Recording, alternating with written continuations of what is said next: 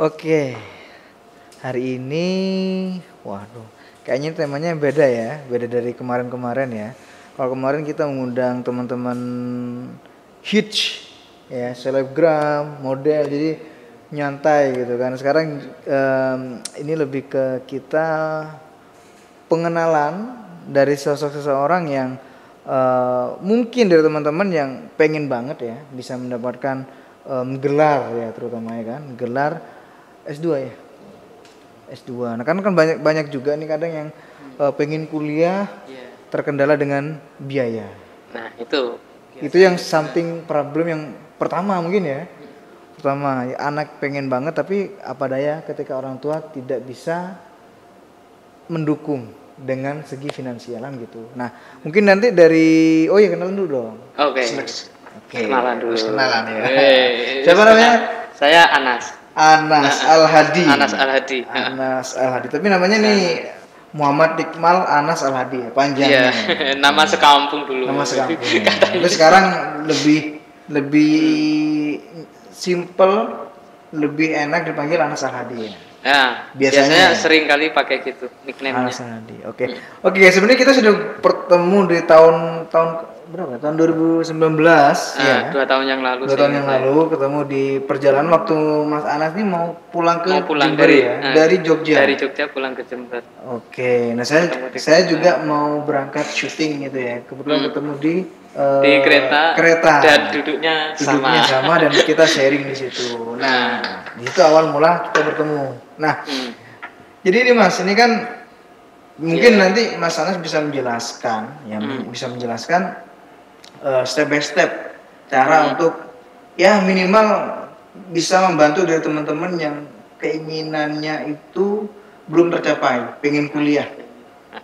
Nah, pengen kuliah. Jadi mungkin dari Mas Anas bisa membantu teman-teman. Oh, ternyata ini caranya. Nah, mungkin pengenalan di awal gimana nih Mas? Pengenalan di awal agar kita bisa mendapatkan bantuan atau mungkin support dari pemerintah. Oke. Gini Mas Alvin. Problem teman-teman yang khususnya mau daftar kuliah ya, biasanya beasiswa itu bahasanya kuliah ya, walaupun di SMA sebenarnya juga banyak. Oke. Anak-anak SMA yang mau beasiswa apa itu banyak sebenarnya Mas. Banyak ya. Nah, cuma biasanya yang terkenal di masyarakat adalah beasiswa itu terjadi ketika sudah mulai kuliah. Nah, sudah mau beranjak ke arena kuliah, barulah mereka berburu beasiswa. Nah, berharap mendapat kayak gitu. Nah, gini Mas, untuk beasiswa sendiri ya Mas ya. Kekurangan teman-teman, khususnya para pencari beasiswa ya, biasanya itu mereka kurang memanfaatkan teknologi digital. Khususnya kalau bahasa teman-teman mungkin Google. Kurang gitu Mas. Kenapa? Karena Mas, kalau berdasarkan apa informasi yang saya dapat ya sampai saat ini, untuk S1 misal di manapun sih sebenarnya ya, itu kalau bentuk-bentuk beasiswa itu kalau dihitung 10-an kecil ini. Masih kecil. Bahkan ratusan beasiswa yang kadang-kadang beasiswa itu balik lagi ke pemerintah hanya karena pendaftarnya nggak ada. Hanya dikembalikan lagi pemerintah. Kasih contoh lah, misal di tahun saya itu beasiswa dari Pemkab Jember. Dari kota yang ada, anggap aja kotanya 5.000 orang, anggap aja. Saya calon mahasiswa ya. 5.000 kuota untuk yang siap dikasih beasiswa. Itu yang daftar setengahnya mungkin, setengahnya yang lain nggak ada yang daftar. Nggak sampai justru. Nggak sampai. Bukan karena orang yang bersangkutan itu tidak capable atau tidak mempunyai kemampuan agar dikasih beasiswa, bukan karena itu, tapi karena yang daftar sedikit. Problem daftar sedikit bisa dilihat secara langsung itu problemnya lebih ke arah ini Mas, apa namanya, kurang informasi. Benar. Kurang informasi kayak gitu ya? Mbak Google. Gitu. Nah, kalau saya sendiri memang ketika S1, ketika baru masuk S1 itu beasiswa itu model informasinya adalah dari mouth to mouth, dari mulut ke mulut, dari teman. Karena dulu di masa saya itu pemanfaatan kepada Mbah Google itu tidak seoptimal saat ini, tidak sebagus saat ini kayak gitu. Jadi beasiswa yang saya punya terbatas. Saya kebetulan sejak S1 sampai S2 itu alhamdulillah beasiswa. Dari S2? Dua-duanya beasiswa semua. Alhamdulillah. Kayak gitu. Bahkan ada beasiswa yang salah satu kampus itu sudah mengirim sampai 2 kali ke saya undangan beasiswa gratis tanpa tes. Langsung ya? Jadi saya habis UAN. Sebulan kemudian kalau nggak salah itu dari pihak kampusnya ngirim ke sekolah saya. Agar saya bisa masuk ke kampus itu. Dulu di situ. Nah, itu nama kampusnya Unicom. Universitas Komputer di Bandung. Jurusannya tentang robotik. Yang sebenarnya sangat jauh banget dengan background saya. Saya dulu itu masih di pesantren. Mungkin masuknya ke dakwah ya? Mungkin. Terlepas mau didakwah mau apa, bahasa orang tua dulu menolak beasiswa itu karena jurusan kuliahnya jurusan umum. Bahasanya begitu, bahasa orang tua. Di tahun pertama dikirim ke rumah, orang tua nolak dan saya sempat downnya akhirnya saya berhenti kuliah 1 tahun. Maksudnya tidak berhenti kuliah, berhenti untuk mendaftar kuliah. Jadi ada vakum antara SMA ke S1 vakum 1 tahun. Itu sebenarnya bukan masalah itu saja, karena saya juga daftar beasiswa saat itu, beasiswa di Al Azhar Mesir. Namun karena minimnya kuota saya nggak lolos. Nggak lolos. Di Mesir nggak lolos ya? Nggak lolos, kayak gitu. Nah, kemudian baru setelah ini dapat kabar yang Unicom ini, di Bandung, nggak boleh tahun pertama.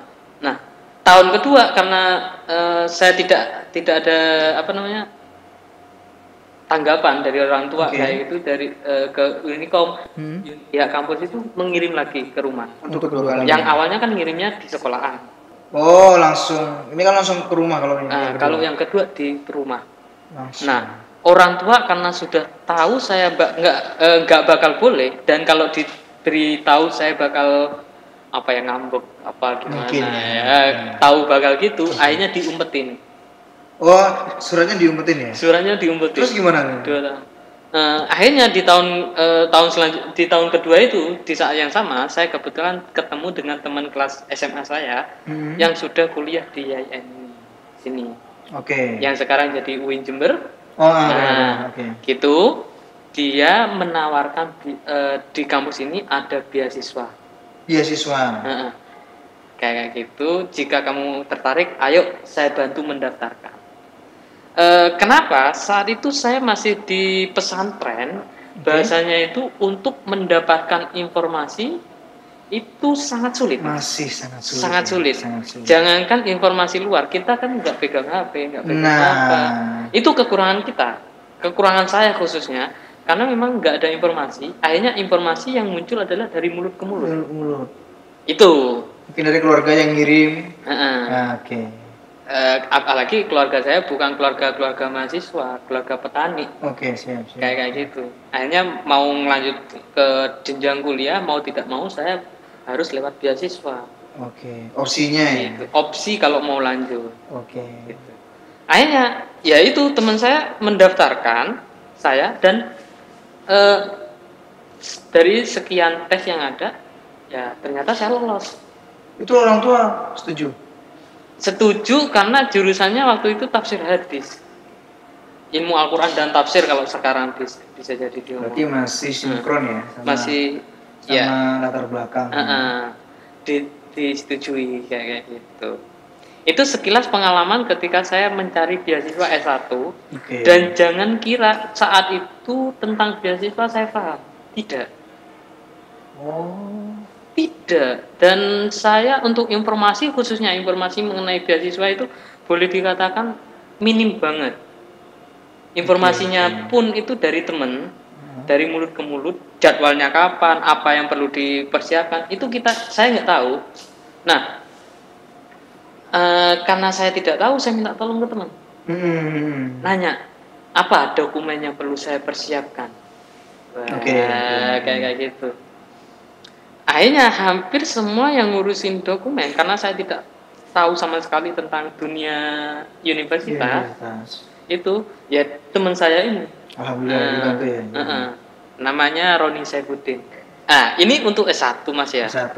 Nah, kemudian setelah S1 saya beranjak ke S2. Kayak gitu ya. Nah, di S2 itu karena di S1-nya kebetulan saya beasiswanya. Oh iya, sebelum ke S2, beasiswa S1 saya cuma SPP, Mas. SPP. Nah, jadi saya free SPP sampai lulus. Sampai sarjana. Sampai lulus, yang lain ya biaya sendiri. Yang biayanya uang kos, uang makan, kayak gitu. Itu karena memang dapat beasiswanya minim. Siap. Minim. Itu juga karena di Jember juga mungkin, jadi mungkin. Maybe ya bagian itu. SDM-nya kan nggak terlalu setinggi kayak kota lain kan.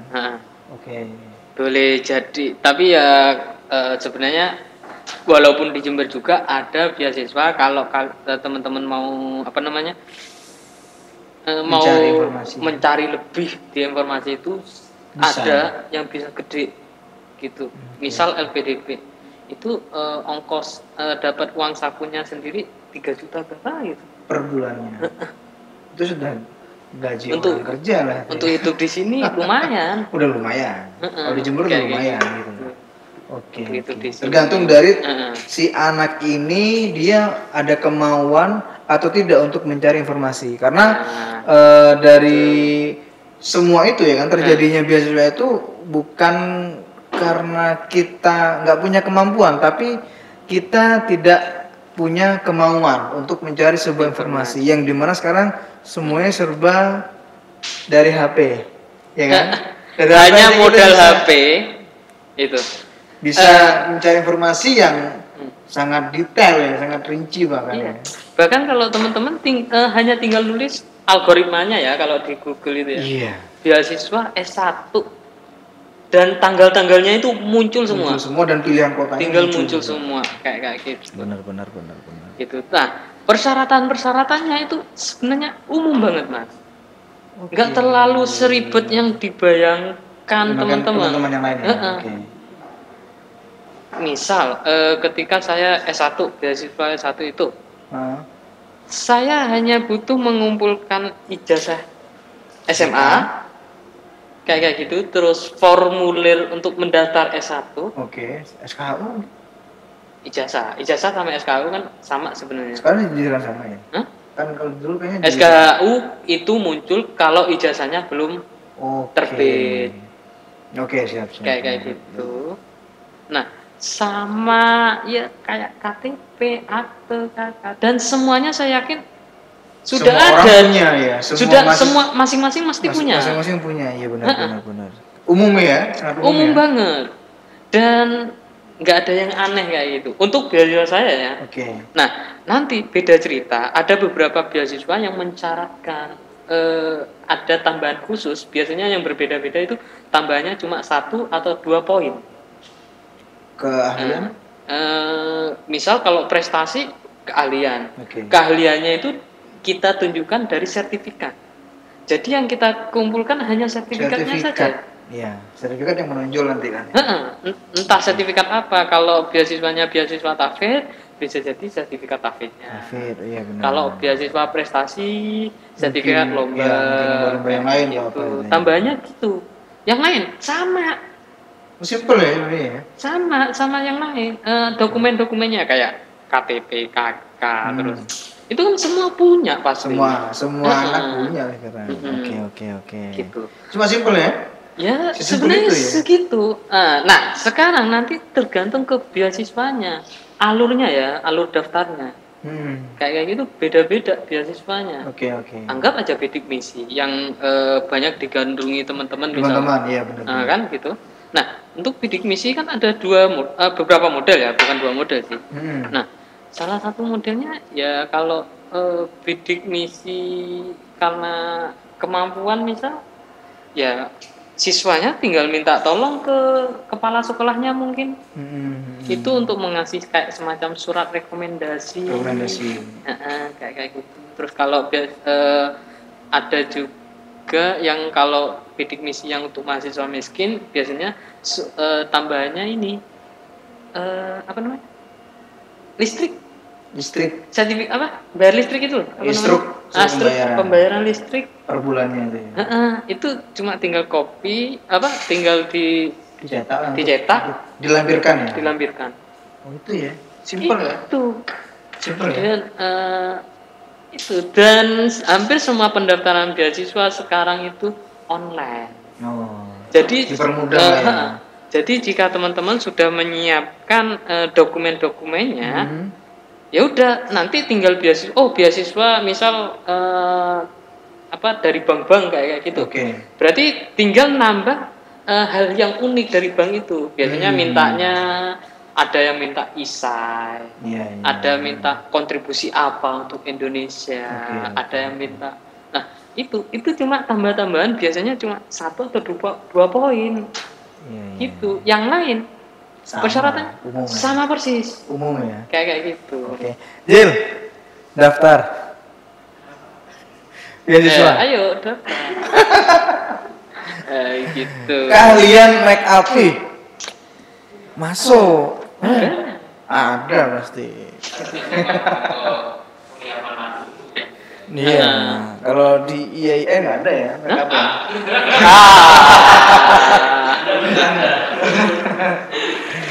Iya. Tergantung basic dari si anak itu ya. Itu yang untuk S1 perjuangannya seperti itu ya. Sempat kontra juga ya sama orang tua, sempat juga break ya, sempat break setahun gara-gara setahun ya. Dan akhirnya ketemu sama teman yang mau nikah. Mau nikah ini diberikan informasi mengenai beasiswa di IAIN yang sekarang IAIN bener ya? Iya, waktu dulu masih SAIN malah waktu masuk. Sekolah Tinggi Agama Islam Negeri. Oke, sekarang IAIN ya, institut ya, sudah menjadi institut. Nah, sekarang udah jadi UIN Mas kalau sekarang. Udah UIN ya? Udah UIN. Ih, keren ya. Perubahan signifikan. Lumayan cepet sih. Lumayan cepet, signifikan. Bahkan beberapa tahun yang lalu kayaknya masih STAIN kalau masih di sini kan ini. Oke, itu S1-nya ya. Nah, kalau misalnya untuk ini S2 ini kan gini, kadang kan ada yang menafsir orang untuk mendapatkan beasiswa harus pintar dulu, harus dengan nilai yang tinggi. Nah, itu kan mungkin persepsinya orang, kebanyakan. Itu dapat beasiswa karena pintar. Ada yang seperti itu kan? Banyak gitu. Jadi mungkin nggak sih polemik itu bisa dirubah? Mungkin salah satunya dari penjelasan dari Mas Anas kepada teman-teman yang nonton ya kan. Polemik itu sebenarnya masih ambigu lah ya. Benar atau tidak tergantung ininya ya. Tergantung mau daftar. Nah, gini teman-teman, beasiswa ya. Kalau teman-teman berbicara beasiswa terus harus modal pinter, pandai kayak gitu, sebenarnya standar untuk mendapat beasiswa itu bahkan dengan kemampuannya biasa aja, ya. Selama dia mau daftar aman. Berarti semua itu dipengaruhi dari kemauan. Itu yang saya bukan kemampuan ya kan? Iya. Oke. Itu saya bahkan dulu misal ketika mau daftar S2 ya, saya itu ngelis beasiswa yang akan muncul tiap bulannya. Misal bulan ini yang bakal muncul beasiswa 1, 2, 3, 4. Sudah ada ya? Sudah ada. Saya sudah. Kalau saya nggak lolos ini ya udah daftar ini, nggak lolos ini daftar ini. Berarti sudah di konsep ada plan sampai beberapa plan ya? Begitulah Mas. Karena gini, beasiswa mendaftar beasiswa itu kadang-kadang yang bermain keberuntungan. Hoki. Bahasanya gitu. Kadang pinter, kadang rajin ternyata malah lolos. Ada itu. Ada yang dia cuma biasa aja, ngalir aja gitu kan. Dia lolos. Sampai banyak gitu. Saya punya banyak temen yang kayak gitu, bahkan sampai yang keluar negeri pun yang bercerita ke saya banyak. Orang yang justru nggak terlalu ini ya. Enggak. Misal nih, salah satu dulu sekarang jadi pembimbing mentor saya ya. Oke. Dia itu S2 di Amerika. Di Amerika. Dia S2 di Amerika. Lewat nama beasiswanya Fulbright. Mungkin bagi teman-teman yang pengen kuliah ke luar negeri ini ya. Oke. Mau kan? Nah, dia itu lewat Fulbright. Nah, di Fulbright itu ada syarat selain syarat umum yang saya ceritakan tadi, syarat umumnya mungkin ijazah S1-nya, terus KTP, KK, terus kalau S2 itu biasanya rencana studi, Mas. Rencana studi untuk tugas akhirnya. Tugas akhir kalau S2 kan namanya tesis. Jadi rencana tesisnya. Itu dulu berarti yang bisa. Itu iya harus ada itu sudah. Harus ada ya. Walaupun beberapa kampus di Indonesia tidak mengharuskan itu. Beberapa kampus di Indonesia. Tapi kalau di luar negeri, hampir semuanya harus mempersiapkan itu. Rencana studi dan ada syarat minimal, syarat pasti untuk beasiswa walaupun ada 1-2 ya yang enggak, itu adalah TOEFL. Itu kayaknya iya. TOEFL dan karena di Amerika itu ada istilahnya kayak TOEFL tapi di Amerika gitu loh. Berarti beda dengan TOEFL di Indonesia.